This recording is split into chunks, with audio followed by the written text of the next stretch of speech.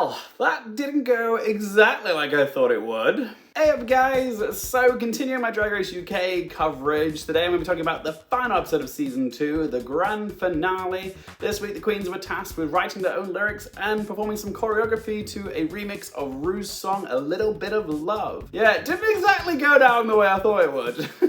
The internet was fuming. We finally have our Season 2 champion. Congratulations to Lawrence Chaney for being the second ever winner of Drag Race UK.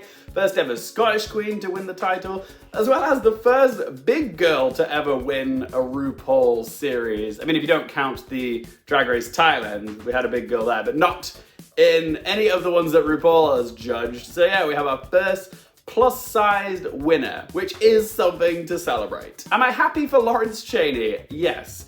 Would she have been my pick to win the series? No, but I do think she is a deserving winner and she will be a good ambassador for the RuPaul brand. I know it came as a shock to a lot of people, myself included. I thought Bimini Bon-Boulash had this in the bag, but even if you're not a fan of the outcome, please do respect the decision. It was RuPaul's choice to make, so please don't vent your frustration or anger towards Lawrence Chaney on social media.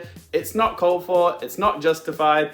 She had no say in the matter of who gets picked as the winner, remember? And just because your personal favorite didn't win, you shouldn't take it out on her. Like I said before, I personally would have preferred to have seen Bimini Bon-Boulash win the title.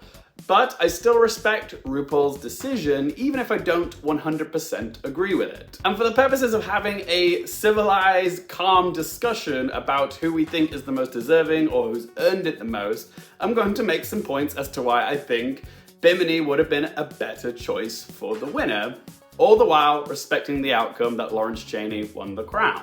So, on reflection of Season 2, it does seem a little baffling that they ended up going with Lawrence Chaney over Bimini Bon-Boulash as the winner. From a numbers perspective, Bimini had the advantage. She had 4 challenge wins, whereas Lawrence only had 3. But also, Bimini won the Snatch Game, which is a key challenge. Normally the winner of the series has a good Snatch Game or even wins the Snatch Game. Look at Sharon Needles, Jinx Monsoon, Bianca Del Rio, Aquaria, Bob the Drag Queen, The Vivian, Alaska. All these people had fantastic Snatch Games and then went on to win their series. And Bimini won the Snatch Game, so she did seem like a legitimate contender. Whereas Lawrence's Snatch Game was a bit of a dud. Also, it's not like Bimini's an unlikable contestant. In fact, she's the most popular contestant from Season 2. She's got the most followers on Twitter and Instagram, so there's no issue of her being crowned as an unlikable or undeserving winner. Like, it's the complete opposite. She's the most beloved queen this series. So yeah, she had the popular vote, she had the support from the public, and from a storytelling perspective, Bimini had a much more compelling and satisfying arc than Lawrence Chaney did. She was in the bottom 2 the first week and then had to prove herself over the entire duration of the competition. She got stronger and stronger with each passing episode. And for a viewer, that's really satisfying to watch. Someone go from the very bottom at the start, clawing their way all the way to the top. That's satisfying to see. Lawrence Chaney, on the other hand, came out of the gate as an early contender. She was winning lots of the challenges early on, getting great feedback and critiques, but when she came back after the 7-month hiatus, you could tell that her confidence had been shook. In fact, after the 7-month hiatus, her only challenge win was for the group challenge, the United King Dolls. So essentially, after that challenge, she coasted all the way to the finals. I think she peaked a bit too soon and then was carried to the end by the producers. If you watch the latter half of the series closely, you will notice that Lawrence Chaney does get special treatment. You know that really common critique that a lot of the queens get where the judges are bored of seeing the same silhouette?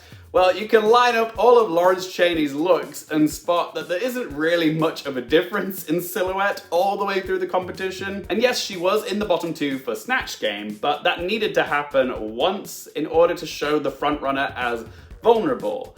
It's important that a queen has a minor misstep in the series because it shows them as capable of making mistakes, and they're not perfect. They need to be seen as human, as someone who can have a minor slip up and still go on to win the competition. It's just basic storytelling. But after the Snatch game, even when Lawrence didn't perform as well as we thought she would, she still got a free pass a lot of the weeks. Like the Beastenders challenge, in the rehearsals and the filming, you could clearly tell she was the one struggling the most. However, the editing of that episode made it look like, oh, she pulled it out of the bag enough to be safe.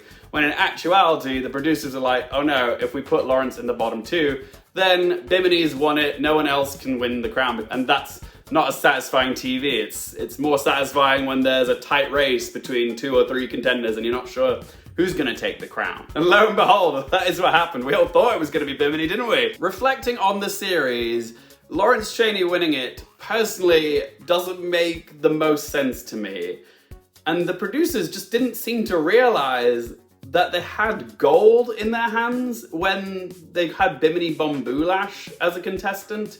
Having a queen start off in the bottom 2 and defying the odds to go on to win the most challenges, that's a real underdog narrative. Like, from a TV narrative storytelling perspective, that's a storyline that people love to see, and yet they didn't capitalize on it in the end. Also, Bimini is super likable. I don't think I've met anyone that dislikes Bimini.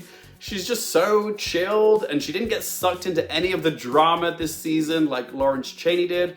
And also, she used the platform that the show gave her to talk about important issues, like giving clarity on what being non-binary is and trying to put it into words that the average person can understand. And she got through to a lot of people. She really did a wonderful job of explaining what it means to be non-binary, and that's commendable. And in my opinion, she was the most versatile queen in the whole series because she really did apply herself to each challenge. Like, she just adapted to whatever the week's challenge was, and she proved that she could be funny, that she's a performer, she can dance, she can act, she can host a morning show, she can do stand-up comedy, she can lip sync when she needed to, but also her runway looks were incredible and they made a statement, and she always presented something different each week. She really was the full package, Bimini. You don't often get contestants as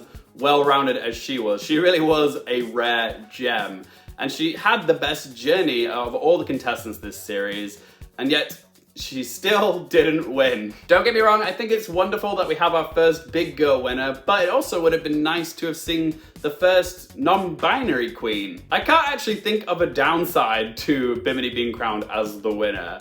She had everything going for her, but they still went with Lawrence, which makes me think that the producers had picked Lawrence to be the winner from really early on. But what do you guys think? Was Bimini Bon burgled to the crown, or was Lawrence Chaney's win justified? Or were you even on Team Ellie Diamond or Tayce to win the crown? Whatever you have to say, do let me know in that comment section down below. I am curious to see how you responded to it. Even though I really wanted Bimini Bon-Boulash to win, and I know a lot of other people did as well, we can take comfort in the fact that just because she didn't win the title of Drag Race UK Season 2 winner, it doesn't mean she didn't still win the series. She doesn't need a crown or a TV series in Hollywood to solidify her as a winner of this series. And I think the same can be said about Tayce as well. Do I want them to come back for an All-Stars or an international crossover All-Stars?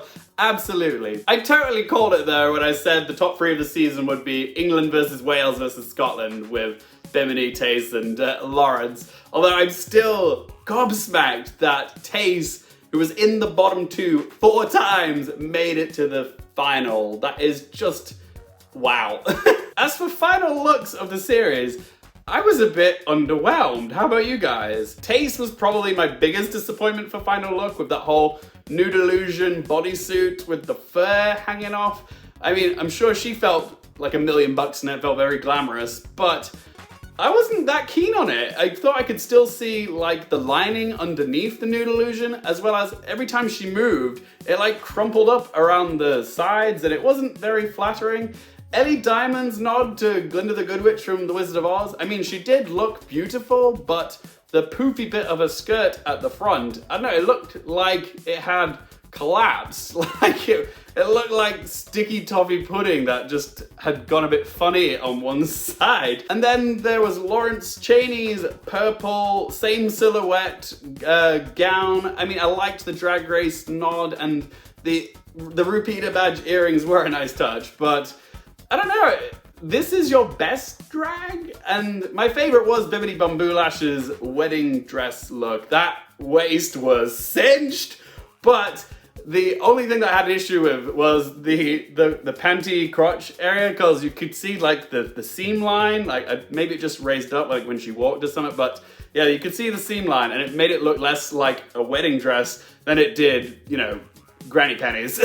It's a nitpick though. It's like the tape that you could see on her bum in week 1. It's such a nitpick, but hey, the judges just said, everyone looks amazing, it's the final week, we're just gonna give out compliments, you know, like it's candy, because everyone deserves a nice compliment for getting this far. So for their final looks, nobody looked bad, but nobody looked their best. Like, nobody presented their best runway look of the series as their final look. None of the British queens this season saved their best for last. Apart from Asttina Mandella in Untucked. Oh my god, let's take a minute to appreciate that black and white gown. Oh my god, she looked gorgeous. Please, please, RuPaul, bring Asttina Mandella back for an All-Stars. She had so much more to give. And also, let's take a moment to appreciate that shot of Cherry Valentine standing next to Ginny Lemon.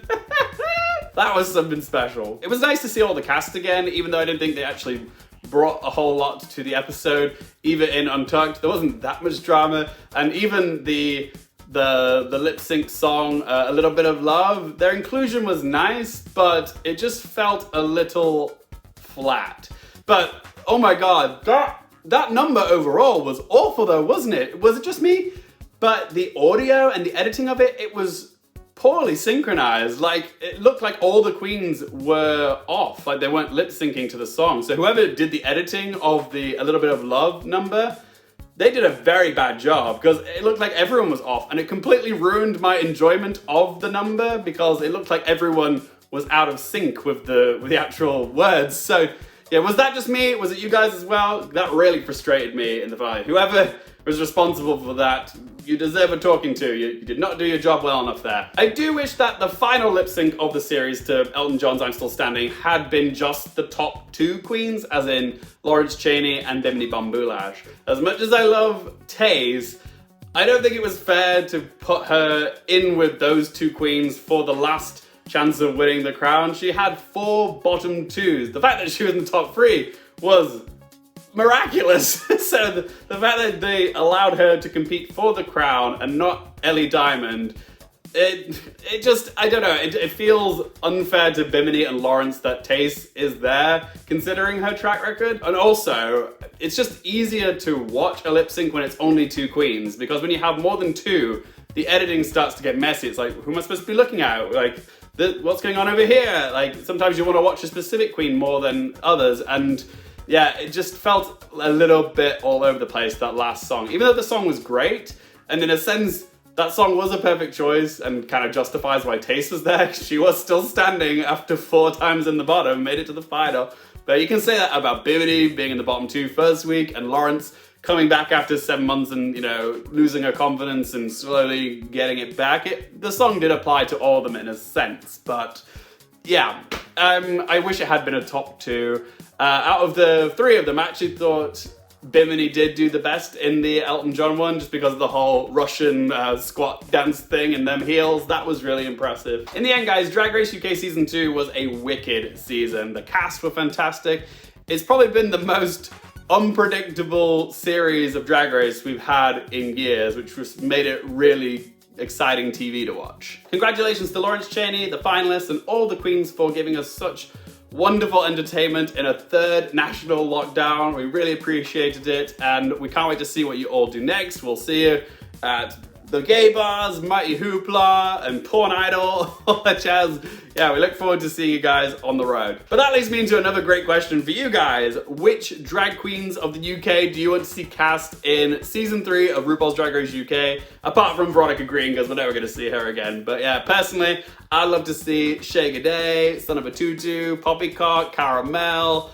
Who else we have? Cheddar Gorgeous and Meth. I'd love to see any of those cast. If you're watching this BBC 3 casting panel, look into those queens. They're so talented. That'd be such a good TV. Thanks so much for watching my Drag Race Season 2 coverage, guys. Please support my channel by hitting that thumbs up button and subscribing. Also, let me know what you thought of this season in the comment section down below. If you want to follow me on any social media, Twitter, Instagram, or Letterboxd, all those links in that video description down below. And as always, thank you guys so much for watching. For more things related to movies, TV, and popcorn culture, I'm Luke Carefield, and I'll see you next time.